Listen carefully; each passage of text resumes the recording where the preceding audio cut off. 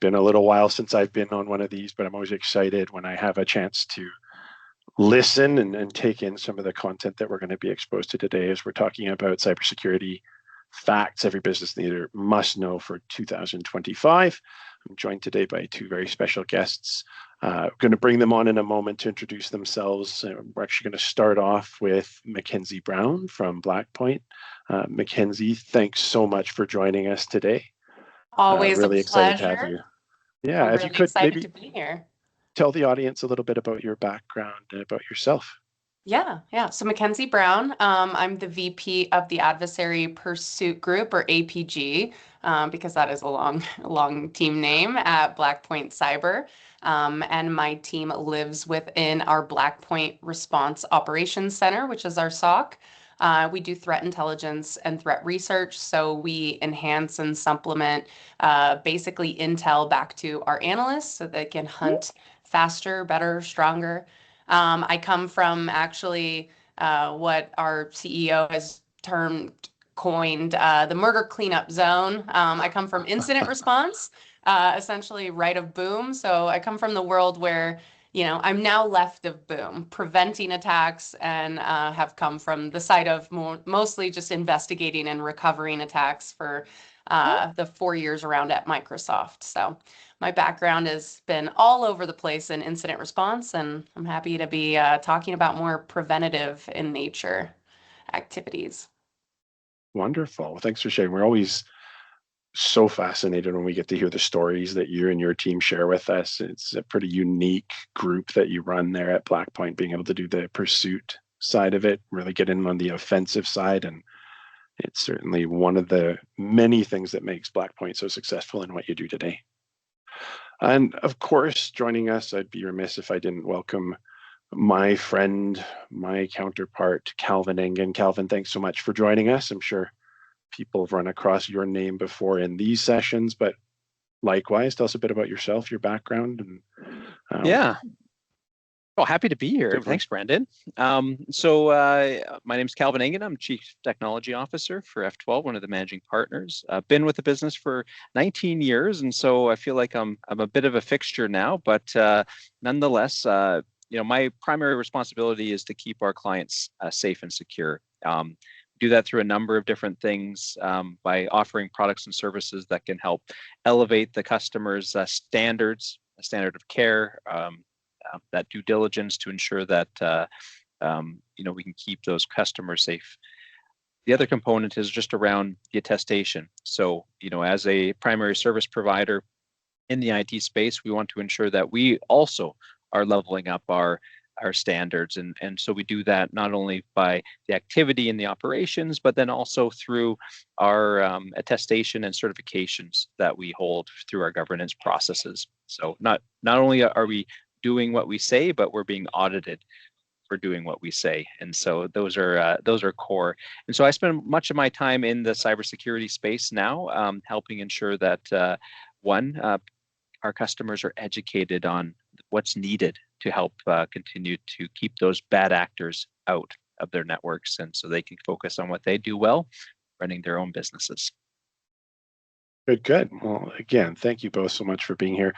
I guess I should maybe do a quick introduction of myself. I'm Brandon Peters. I'm the virtual Chief Information Officer at F12. I do feel like I always have to say, because of that first part of my title, that I am a real boy, much like Pinocchio, but I do serve as that fractional CIO for the businesses we serve, in many cases stepping in to help with certainly things, cybersecurity, a lot on the productivity side of things. Not what I'm here to do today. I'm here to facilitate. I want to learn as much as everybody else here as we step into this conversation that we're here to join today. So I'll throw it out to the floor. I don't know who maybe wants to step in with the first conversation piece, but it's no secret that the threat landscape is always evolving, and there's changes and shifts that are happening on I'd say daily. That feels like maybe an understatement. But what are some of the top things, maybe MacKenzie, that you're seeing out there in the space today, some of the changes, the shifts that are most pertinent for the group to know about? So I think it's interesting. We usually break it down into 3 types of detection that we see, because the shift hasn't been massive. However, I'm sure many people are paying attention to the headlines and the supply chain attacks that are occurring. Yeah. So there has been a shift in a couple areas, but we break it down by like malware detection, tradecraft detection, and identity detection with context. So from a malware detection side, there's always a shift in malware because obviously we're looking for, behavior of malware that's intended to evade the tools that we invest in. The tradecraft hasn't shifted as much as I've seen, where we still see threat actors utilizing legitimate IT tools to basically be able to blend into the environment. And then from an identity detection, a massive uptick that we've seen is cloud-based compromises. And it's only increasing year after year. So when I look at those three categories of what we detect, the identity detection with context is so imperative. And especially when you look at some of these supply chain attacks that are occurring, it's very SaaS heavy. It's going to be, monitoring not just adversary in the middle, but attacks, but also abuse of exposed APIs and interfaces and applications in our cloud environment. You talk about things like the cloud being so much under siege, and I think the number that you've shared with us that I've seen elsewhere is that is 30-1 right now, cloud over on premise. So just a smidge in one direction over the other. What are Right. some of the drivers for that the two of you are seeing in this space? Is it a lack of security controls? Is it this is where the information lives today? A little of both? Calvin, what do you see being one of the key Yeah. drivers for this? I think this is an interesting concept because I think when you think about cloud, you're thinking, well, it's gone off to Microsoft or Google or AWS, and it's safe and secure there because they're the big players in the market. And all they are really sandboxes, sandboxes in which other third-party software vendors leverage those platforms to build on their tools that they can then offer their customers. And so you're only as good as the organization themselves that are consuming or creating on top of those platforms, because the controls that they have in their organization are what you are, it's the least common denominator of the whole supply chain is what you end up receiving as an outcome. And so the challenge also is that it's so consumable today. When you think about buying software, it's no longer a typical capital purchase where you own the software. I don't think ownership has been removed from the landscape. It's now a subscription. And so when you can sign up for $20, $30 a month and then start putting data, your company data inside of that ecosystem, what ends up happening is if you don't have controls in your organization to say, hey, is that data safe and secure in that entity? How do I ensure that I'm protecting? How am I ensuring that supplier is holding that data in the highest regard, encrypted, in transit, at rest, etc.? And so this often becomes part of the dialogue because it was, go rewind 10, 15 years ago, everyone had their data inside the four walls of their physical building protected by a firewall. And so when you hear 30-1, it's simply because we've pivoted and taken the data that used to exist in the four walls of an organization and moved it out into the cloud. And it's not one cloud, it's multi-cloud, it's clouds within clouds. And as a result, your data is no longer protected in the same way it used to be. And so now we have to do even more due diligence to ensure that wherever you have that data is being created or consumed is safe and secure. And it's interesting that you bring that up because you bring up the firewall, and this was, perimeter was the thing, whether it was perimeter, endpoint, whatever that case might be, and it's not anymore.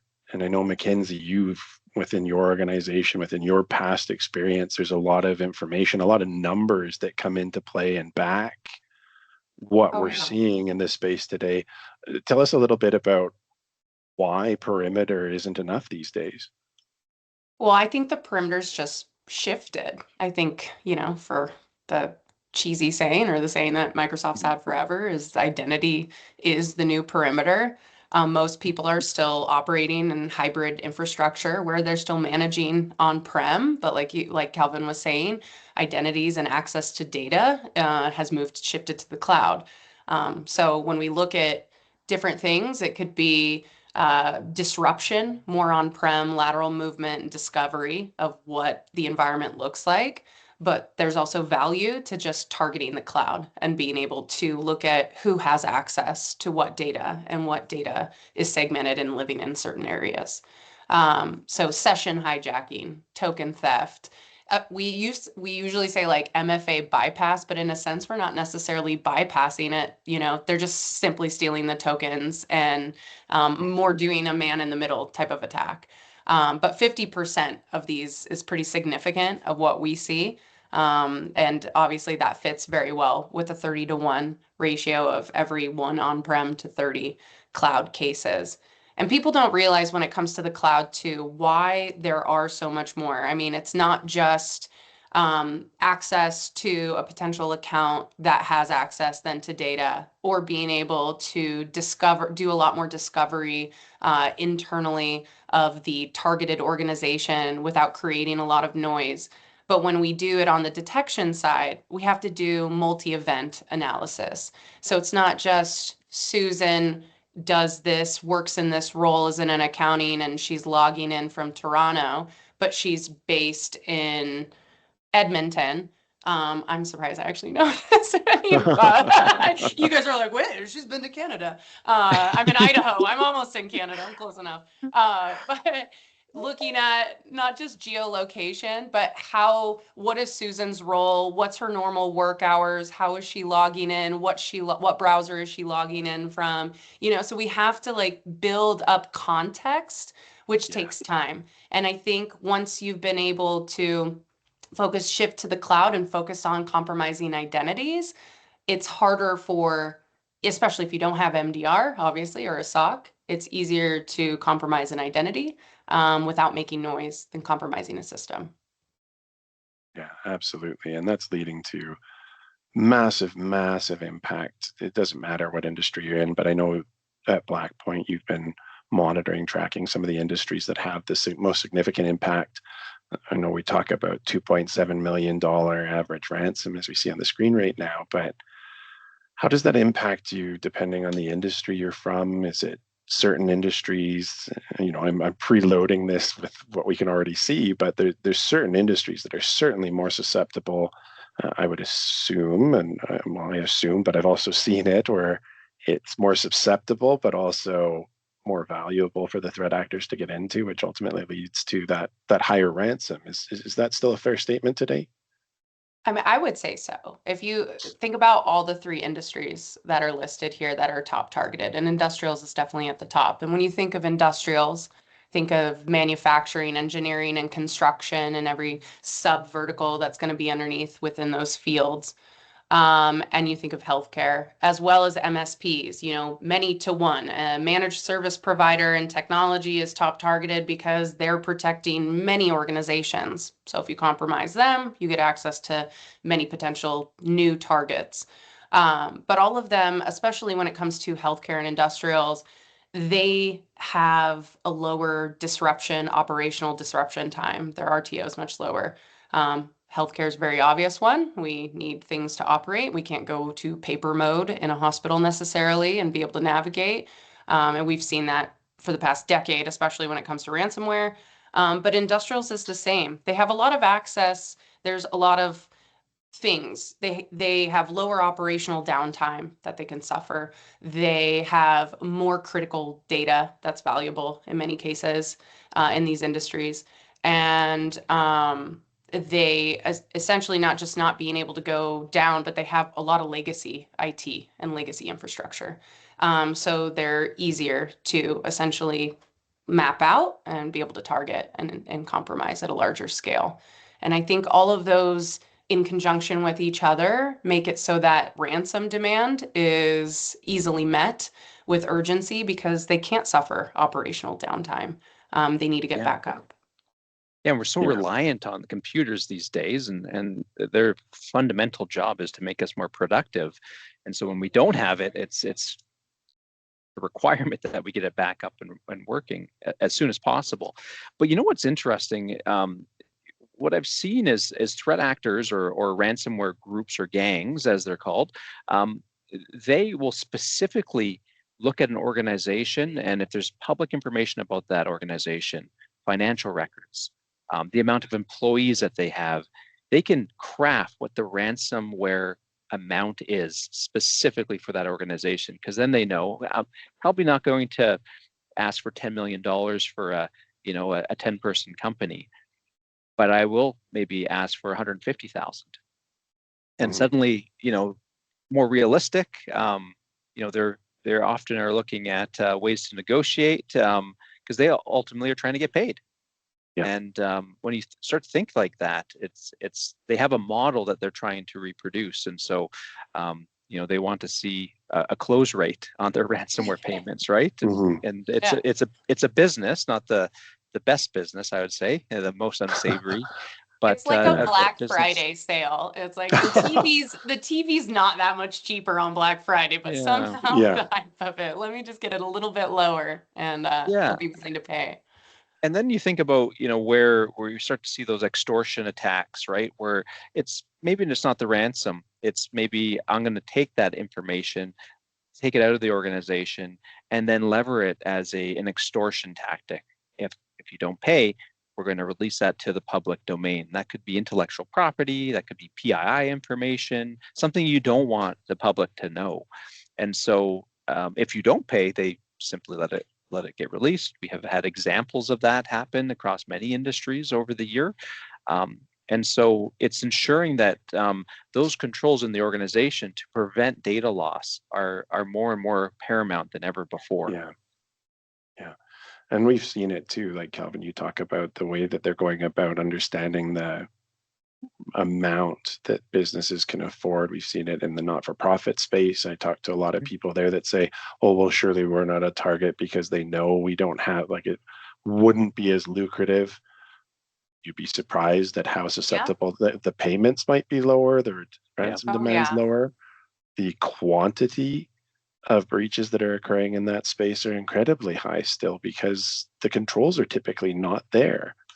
Yeah. Calvin, you and I had a conversation with a business, I think at the start of this year, late last year, that was heart-wrenching because the ransom demand was much, much, much higher than they could afford because of a glass door posting that was made that their actual annual revenue was about 7x what it was. Actually, and that informed the threat actors. So they had bad data. They did. Even they're susceptible to this, and I mean, probably even more than anybody. But we've got to make sure that we understand the types of risks that exist within the organizations. And Calvin, we know that small, mid-sized businesses are extremely susceptible, especially those in regulated industries. We see this hitting a lot. Why is that the case so much more than enterprise? Why are we seeing the SMB space being the one most sought after by the threat actors today, or at least the one that makes the news and is the one that's most commonly being breached here in Canada? Well, regulated industry, they're regulated for a reason. And that's usually because the data that they hold is critical, or they have critical infrastructure that they're managing that provides, utility services like power, water. And so when you start to think about those areas, and even under regulated industry does not mean that they have all the adequate controls to prevent adversaries from getting into their networks. They just make it a more attractive target.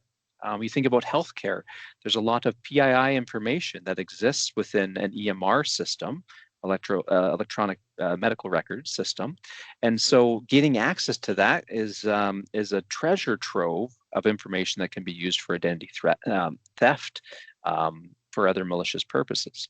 And so to that end, they're often targeted for nefarious purposes because they have something to lose, and data that's actually worth something, where you can go to the dark web and actually buy lists of known identities And when you start to think like that, it's I think everybody has now identity protection from some breach that they've had their name in. I think I have 3 today that I have. So I always have identity protection. It doesn't make me feel better. It just means that it's been lost multiple times, to my knowledge, that is.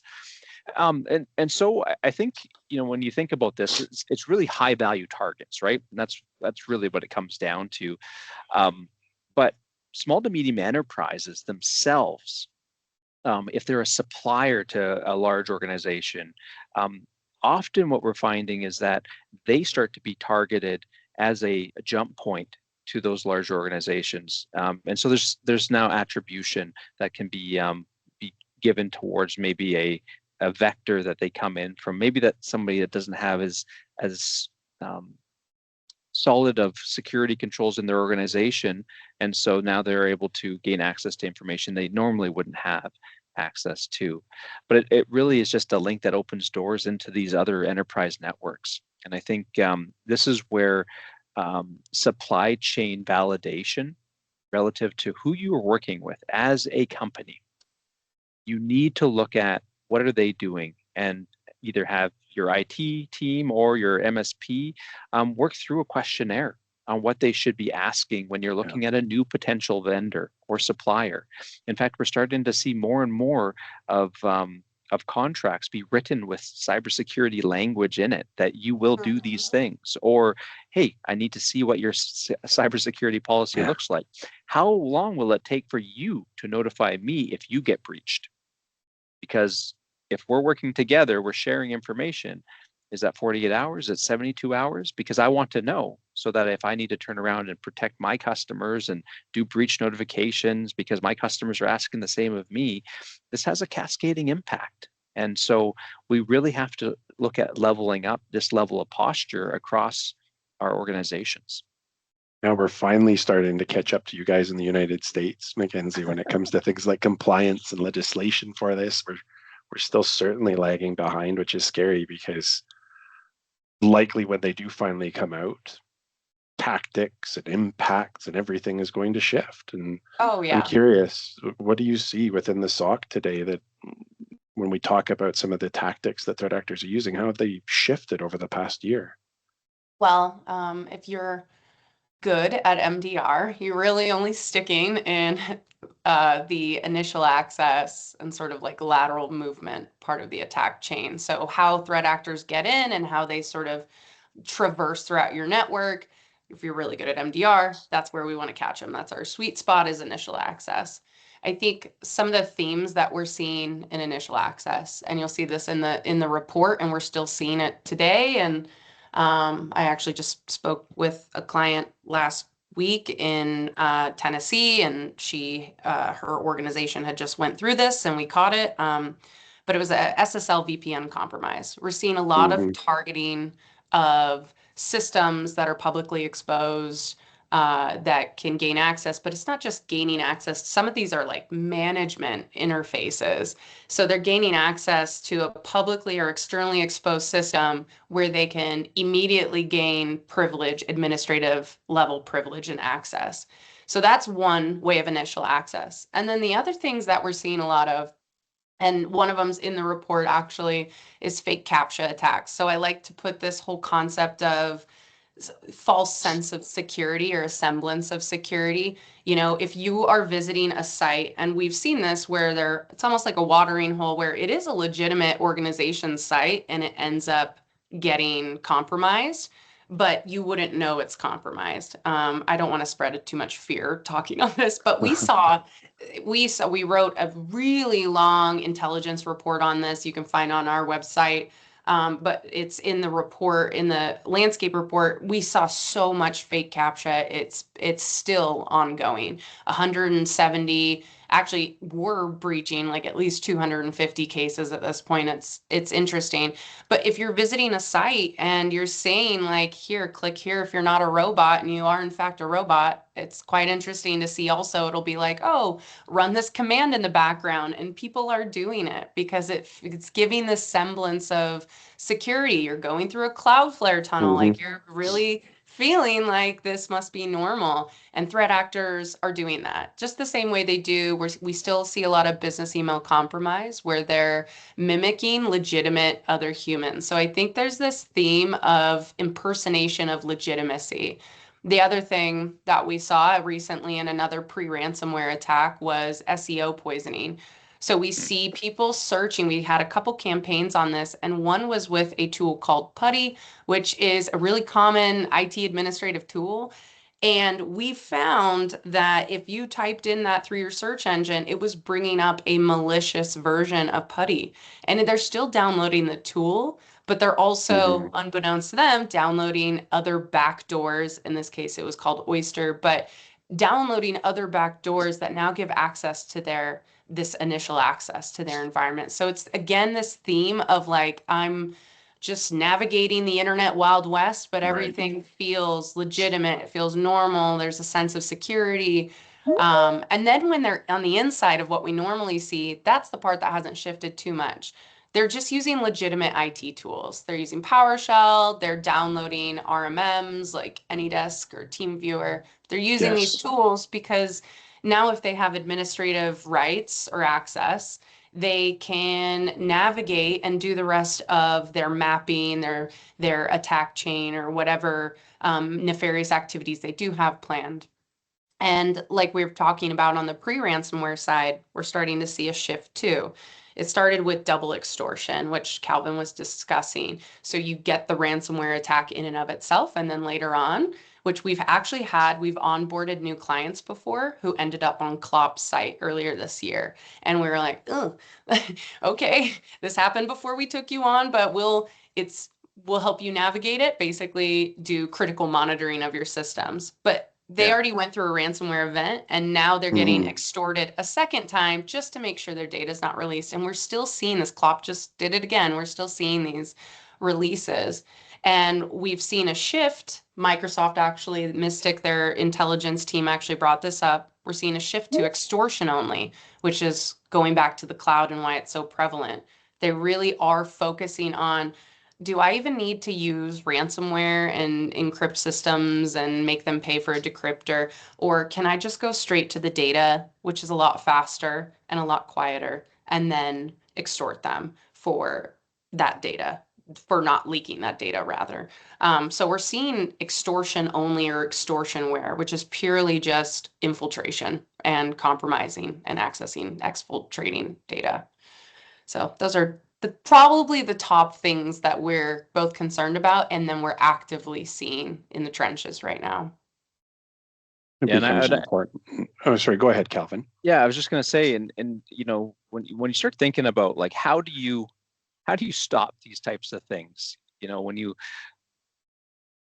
if you're not measuring your risk, you can't possibly know what to do next. Like, what is the next item that you need to prevent in the organization? And so, you know, often what we're finding is that because of the lack of awareness, there's not a decision to be made. And so, but not that you shouldn't make a decision. It's just that you need to know the information to be able to make an informed decision. And so, you know, as we've rolled out MDR across our customers, you know, 1 in 5 customers, 20% of customers already have an active breach they were not aware of. I believe it. Not aware of. Like, I'm glad they made the decision, but my goodness, when you think about that, a 1 in 5 ratio, that's it's massive. Considering that, I think on average, or I know on average, 89% of any attack that we had, the initial attack vector was coming through a cloud identity, meaning that the organizational's identity of that user was compromised, whether that was a compromised password, a bypass on MFA, an adversary in the middle attack where they've gotten somebody to click and give up their credentials and their MFA token. And so when you start to think about that rationally, you say, well, I need to know, how do I know if my user is actually who they say they are? And this has now become part of how we need to validate. Are they doing something suspicious in the mailbox? Are they logging in from a country we've never seen before, or from an IP that we've never seen before? And these start to be that context that we need in order to determine, is this somebody that's already through the front door? And so I akin it to, how do you prevent this from happening? Well, it's not to say that you need to build your whole business with a fortress in mind. It's really not about that. But you do need to have some of the basics, like a smoke detector, like a fire extinguisher. You might not need to have like a full sprinkler system with Novec fire suppression and a sentinel at the front door and somebody that's like walking around the building at all hours of the night to make sure, but you certainly need those abilities to have that early warning detection. And often organizations are spending less on that detection and respond component because they're spending more on the prevention. And it's not about when or if you're going to get breached. It's just a matter of when. And we've seen this, as large organizations continue to fall victim to these types of adversaries, and they're just getting more and more sophisticated. With the advent of AI, the pace in which is happening, of which a breach occurs, and they pivot through an organization, they find those crown jewels, whatever that might look like, IP, PII, that's happening at a pace that is becoming, not just months anymore, it's down to minutes. So now minutes matter. And this is where having hands on keyboard, eyes on glass, looking at these types of tradecraft that MacKenzie was mentioning. Without that, you're just waiting for when a user lets the organization know when something's occurred. And often that could be weeks, if not months, and the damage is already done. And this is why it really starts to matter at a much greater pace than ever before. And I think that's a great, stepping off point to talk a bit about why managed detection and response is so integral in the defenses of today. And MacKenzie, this is your area of expertise. I mean, Calvin and I are but mere dabblers when it comes to this. And I'm hoping you can walk us through some of the differences between traditional security models, the F12 Blackpoint model, and how it works to keep people and businesses safe. Right. I think the biggest difference out of those two models, you say, is that we take action. There's a lot of MDR out there, and this isn't us tooting our own horn, I promise you. I'm not just getting paid to do this.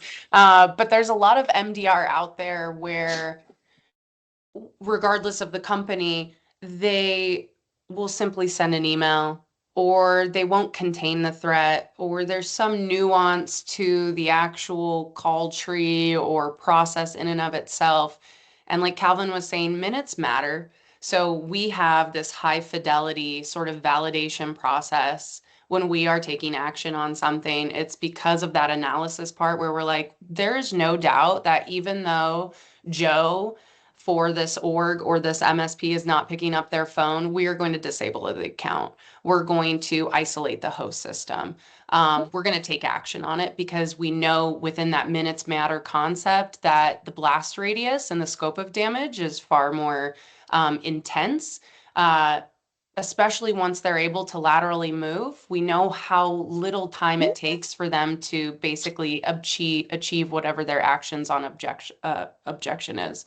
So if their objective is to be able to perform ransomware, we will make sure that we're, if we're seeing them mount file shares, or if we're seeing them build out scheduled tasks for persistence, our analysts have been trained to highly adapt all of those events together and say, without a doubt, this is a nefarious actor. This is some sort of threat actor in the environment, and we're going to close the loop and simultaneously be blowing up the phone of the other person.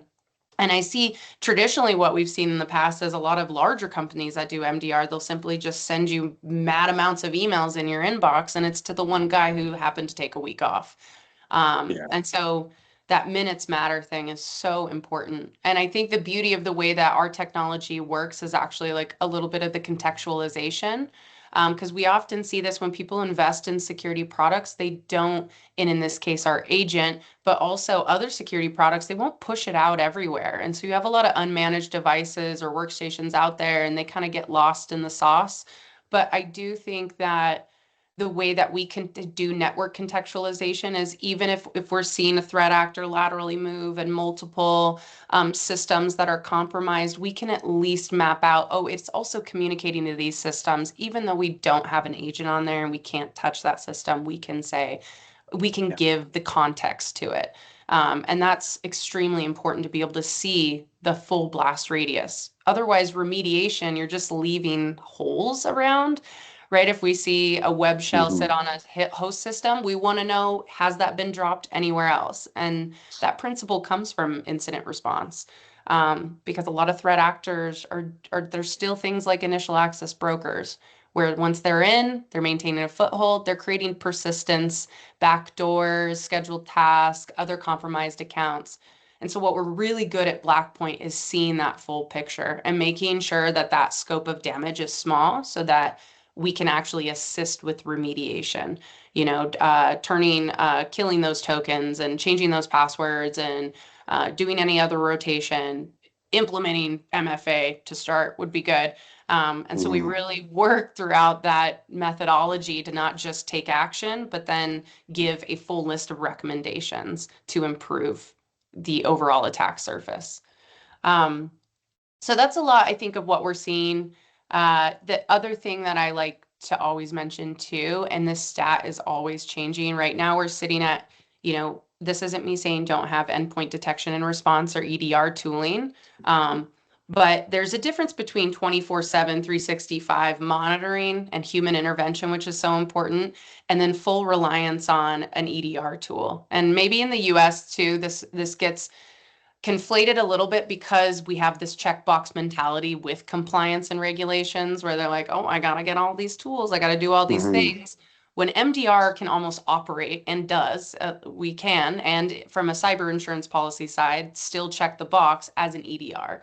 And what we see with we integrate with all the major common EDRs, but only 27% of our cases are resulting from an alert that tool brought up.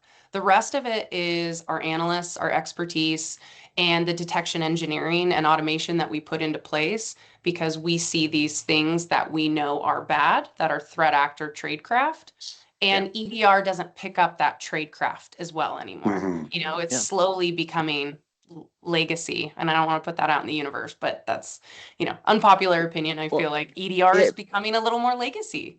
It makes sense because when you think most attacks are happening in the cloud, well, the level of efficacy that an endpoint protection product, while still important, isn't where the attacks are.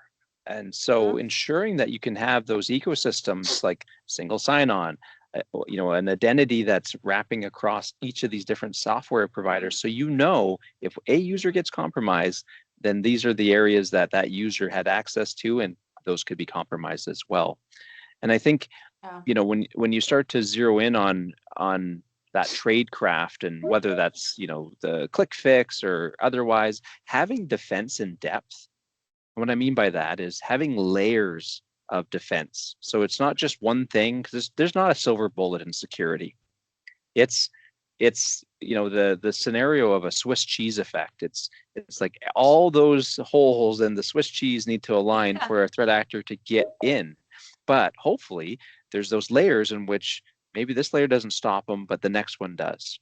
And so when you start thinking about that, just from a business standpoint, this is things like having endpoint software, having MDR, a managed detection and response, to be able to detect those types of things 24/7. It's having your users consume and use a multi-factor authentication across your end users. It's ensuring that you have cybersecurity awareness training so that your users can identify when something looks too good to be true. And not to say that's a silver bullet either, because people make mistakes. They might not have their cup of coffee in the morning. They click on something that they seem to be expecting, and they simply put in their credentials because they see that Microsoft or Google login page that they often see, and they didn't think twice about it. And so all of those things are the reasons why we have to exist and ultimately protect our organizations against these types of threats.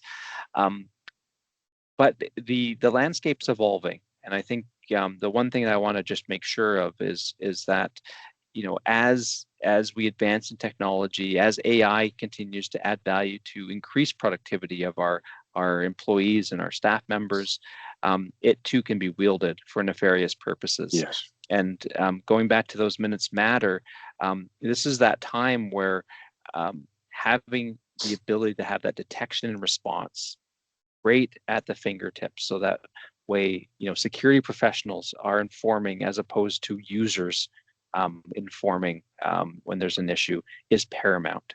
And this is that movement from that proactive to reactive and shortening that time. Think of examples of cases where where we've got examples of those minutes mattering, where we've seen that type of thing progress. Yeah, we actually had a great example that our SOC responded to. It was a adversary that was specifically pretending to be an IT provider.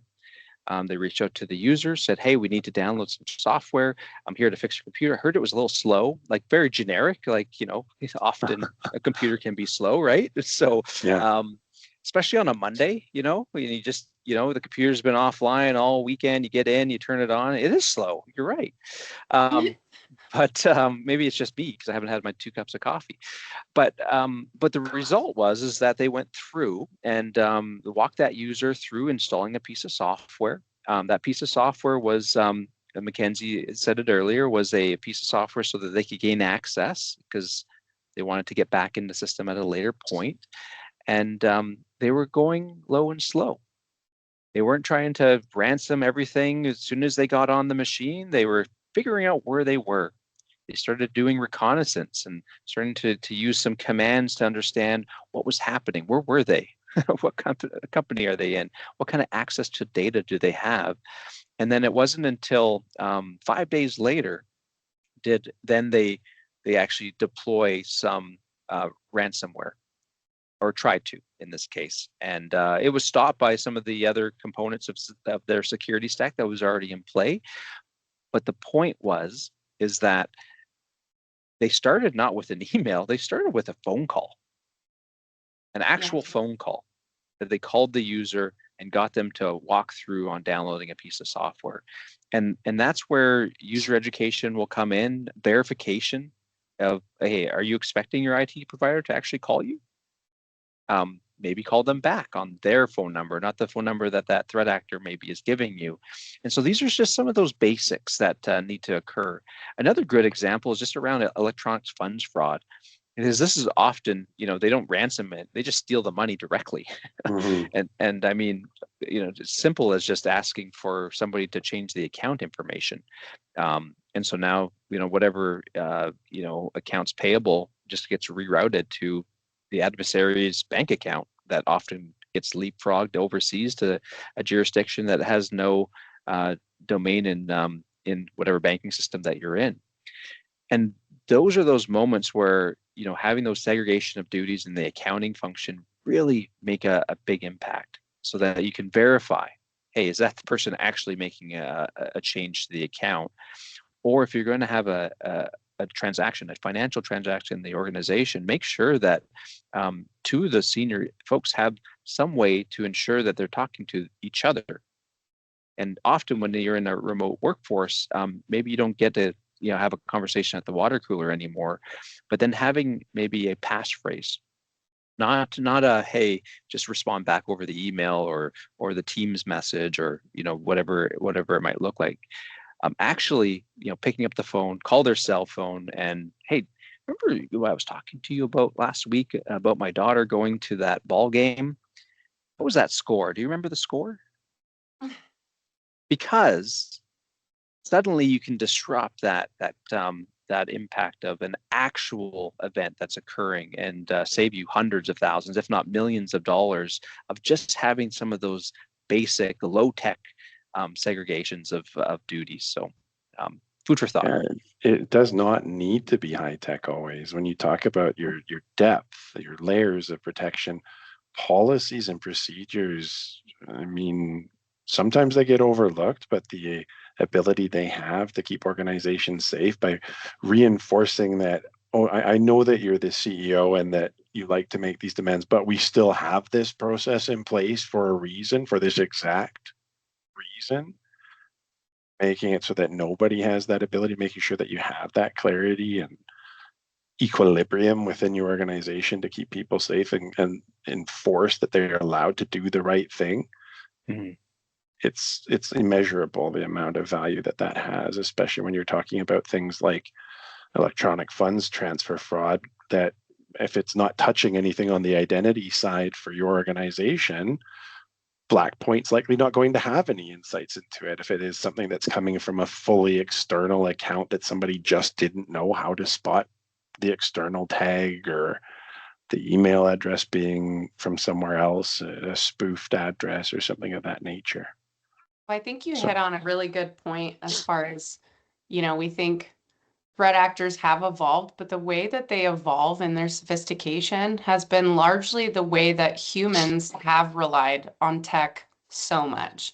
I mean, we've seen this in many incidents before, where they compromise the identity. That means they have access to your email. They're looking at your Teams chats. They're looking at certain logs so that they can monitor and see what's going on.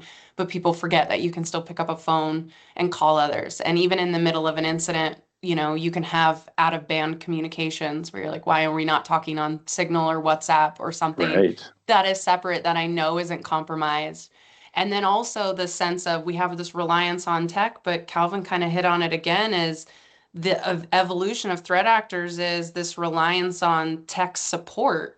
And we saw this with the MGM Mm-hmm. hack. We've seen it in multiple cases where help desk is being impersonated, and that has been so successful. And even with the rise of AI for audio purposes, I mean, we've seen that. Defense. And yes, it sounds like that might be a secret agent movie and it wouldn't happen, but MGM is the perfect example. And all it takes is one activity like that, especially at a level of trust of I should be trusting tech support calling me, because I don't know anything about computers. So if they're calling me, then they can Mm-hmm. obviously see something. But that Swiss cheese effect of they're just looking for an opportunity to look for those holes to navigate through. Um, and they are doing it more low and slow. They're taking their time. Again, it used to be more smash and grab style, and now it is more let's take time to enumerate and to map out the environment that I've hit and the target that I have. Yep. Yeah. And when we talk about risk, and this is the last slide I want to bring up, we talk about 3 certain risks that we're looking at for 2025 that carry the most capability of impacting your business's ability to transact. Calvin, can you walk us through some of these things and your take on these? And MacKenzie, please, by all means, provide color where Calvin needs to be fact checked. Nice. I like that. Yeah, so I think there's a couple different things here. One is certainly we're seeing, different paths of or modalities of ransomware.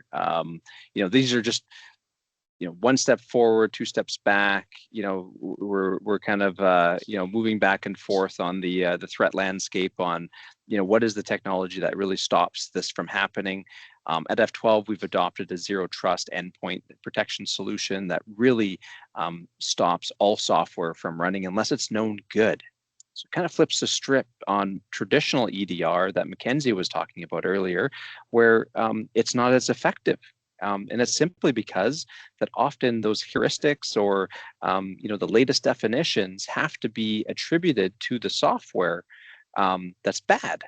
So you're only working off like a known bad list. Well, that known bad list is changing every minute of every day. And so when you can start to do attribution to what's actually the only things are allowed to run, it increases the efficacy of endpoint protection by an order of magnitude. Now, that being said, when we start thinking about the causality of a breach and what ends up happening and the cascading impact on, whether you have to inform, a local privacy commissioner, whether that's in the province or at the federal level, if there's real risk to individual harm, identity theft, things of that nature. But then what are your contracts say relative to your suppliers or your customers? And what does that look like in terms of the ability to respond? These data breaches aren't just like the event itself, it's the cascading impact that it has on the reputation to the organization. Does that now mean that you lose actual customers? Does that ruin the opportunity to gain new customers because of a breach of significance? These things really start to have a weighting impact, and often people will say, "Well, I have insurance." Actually, in general, I was at the Canadian Insurance Conference. I know that's not not an exciting conference in general, but there's a couple key takeaways I think are relevant. One is cyber insurance. They think roughly about 15% of organizations across Canada actually subscribe to a cyber insurance policy. That's crazy. So I thought that was quite low in general. And but one of the things that we saw play out just this last period was that an organization that thought they had cyber insurance did not get paid out. That was specifically the city of Hamilton. They had a ransomware attack that took down the city services. They had cyber insurance. However, they didn't fully deploy multi-factor authentication across all their users. And so because it wasn't widely deployed and the actual attack was through an account that wasn't protected via MFA, they were declined coverage. So that meant that, of course, the taxpayers in the city of Hamilton were, footed with the bill on all of that cleanup activity where the mayor thought that they were protected. And so it's becoming more intentional with what are the requirements to have an organization, one, even obtain cyber insurance, getting a little bit more prescriptive of the technologies that need to be in place, fully deployed is an important context, because if you're going to defer risk, you need to make sure that you have some of those adequate basic hygiene controls that are already in place. MDR is one of those components that we're starting to see actually on the application forms. You have 24/7 MDR. And most people think they have something that they don't have. And so I always encourage, make sure if you're filling out any of those forms, to get your third party to actually review it, to make sure, especially with acronyms. I mean, we just do such a poor job in this industry of saying what it is and what it actually means, instead of just creating another acronym, another marketing buzzword that gets misconstrued, because not all MDRs are the same. Most of what we see in the marketplace is actually just a managed endpoint protection product. They call that MDR. And so when MacKenzie talks about that tradecraft, those techniques, that's not a security analyst looking at those tactics and techniques that are being done to then actually validate. It's actually just, what is the endpoint protection product saying? Oh, it sent an alert. Let's respond to the alert. And so the level of efficacy is much lower. And I know, for most business owners, they're not going to care. They just care about the outcome. And the outcome is making sure that your organization is safe and secure at the end of the day, and that you're not going to be victimized by some of these adversaries. And it's such a difficult space to hire trained security personnel. So why not outsource that outcome? Why not get it into the hands of the organizations that have that capability and really shift some of that liability? For sure. We're releasing a report this week too, specifically from our night shift analysts as well. And I think that's a broader concept people ignore, is the types of things like what I was talking about with the SSL, the VPN compromise, some of this activity that we're seeing largely does not happen in the middle of the day. And so it's not just even hiring one analyst or two analysts or building an entire SOC and what that cost is and what that return on investment is, but it's having 24/7 coverage, 24/7, 365, that's the biggest value. And I think when I might be a little pessimistic when it comes to compliance too, because the same could be said about applying for cyber insurance. You see all these things that you need to have in your tech stack, or you need to check these boxes, and MDR in many cases can qualify as EDR as well. But I always, maybe I'm a glutton for my job, but I like to put MDR above everything else, because you need human monitoring, you need human intervention because of how fast these attacks move and evolve. And having, DNS filter and email security and all that stuff is, sure, it's very important to SIEM, but it's also really extremely important to have someone with eyes on glass. And we miss that so much. Too much in the hands of AI and software to make these decisions, you end up with things that happened last July of CrowdStrike taking down some pretty critical systems because too much of it was put into the hands of technology and not the trained experts that can actually make that decision based on facts. So I know we're coming right up on time, and there's a couple of questions I want to make sure that we give time to answer here. Calvin, maybe this one's a good one for you to speak to, but it does touch on something you covered as well, MacKenzie. Can you provide any suggestions for how to confirm cloud-based tools are secure? Is there an organization that manages or confirms this? Is this something we could ask our F12 team to do?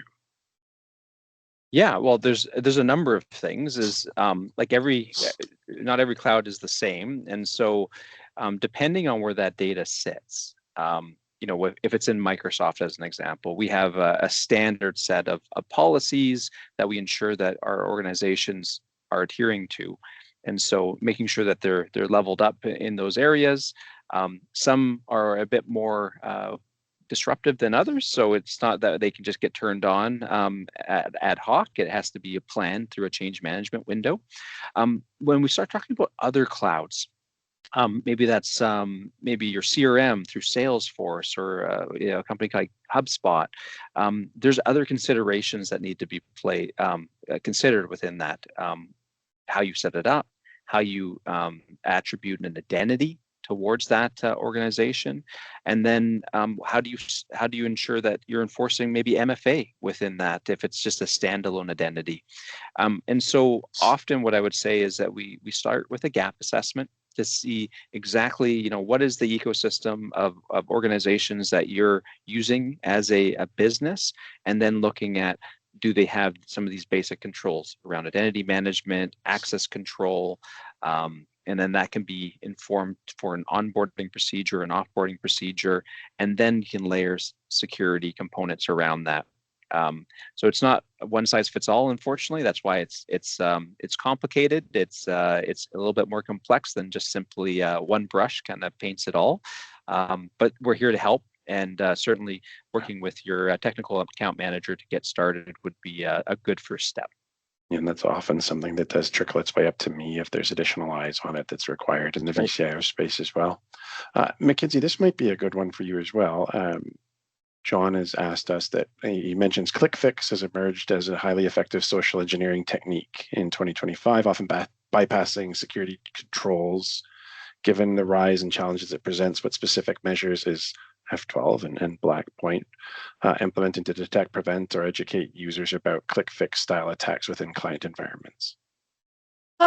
We monitor this campaign pretty closely, and it's a fairly loud one. So when it comes to the ClickFix, the click once, the fake CAPTCHA, we can typically pick up once it's trying to communicate with some sort of command and control domain or something on the outside. Once we see that communication, or it installs some sort of backdoor, that's when we're picking it up. So what we're doing, as far as, we want to educate and put out notice that these things are really prevalent and still common, as well as some of the things that when we're looking at organizations, we want to look at where their identity and access posture is.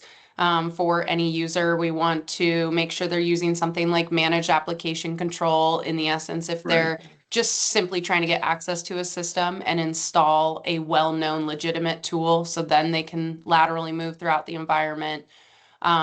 We have blogs out there, essentially white papers, fully breaking down ClickFix and how we hunt for those, as well as fake CAPTCHA. And I think the other thing that people forget is how to translate some of that into just end user awareness. So end user awareness of just saying, be aware that this happens. It doesn't mean necessarily you're like a bad end user because you clicked on something. It's not like you clicked a link that came into your email. But even net support rat, like we're seeing a lot of Trojanized malware, a lot of remote access. Don't download software offline, regardless of what it is, right? And only use approved processes for that. If you get reached out to, or you see a pop-up on like, hey, I'm net support, I'm here to let you know your computer's infected. Right? Some of these basic techniques are still really successful. And so I think a lot of it comes down to user awareness and just saying, by the way, look out for this because this is really common. And it's not necessarily saying end user bad job, you're going to get in trouble. I'm kind of against that because of the sophistication and the reliance on feeling comfortable. If help desk is reaching out, you might respond. So I would say a lot of is the education side of ClickFix. We can pick it up on our end very quickly because it's after that. Also, if a tool is telling you to run PowerShell commands and do certain, you should, if you're willing to go above and beyond, like you are the IT admin, if it wants you to be the IT administrator, that's also a very big red flag. If anything's wanting you to install something or do something, that's kind of when you need to step back and say, this is not my job, so I am not going to press any buttons. Yeah, absolutely. We're right at time, and I don't mean to cut everybody off, but I know people have many things to get through on their day. Any other questions, we'll make sure that answers are shared out with everybody. I do want to end with some practical takeaways, some of the things that we've been covering to really reinforce what people could be doing now. And I think, at a very, very high level, what we want to talk about is make sure that you're understanding the gaps that exist in your architecture today, whether it's your systems, it's your processes, your people.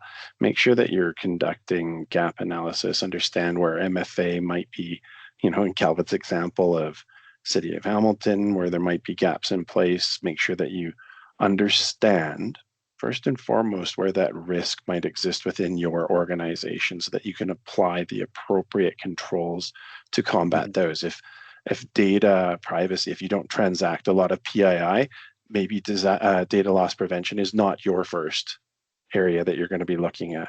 But if you're operational and your systems go down and that's your biggest impact, make sure that you're building in that resilience so that you can stay operational. Have this 24/7 continuous monitoring so that we can catch these. These are the things where the minutes really do matter and we keep us safe, keep us online, keep us doing what we are here to do best.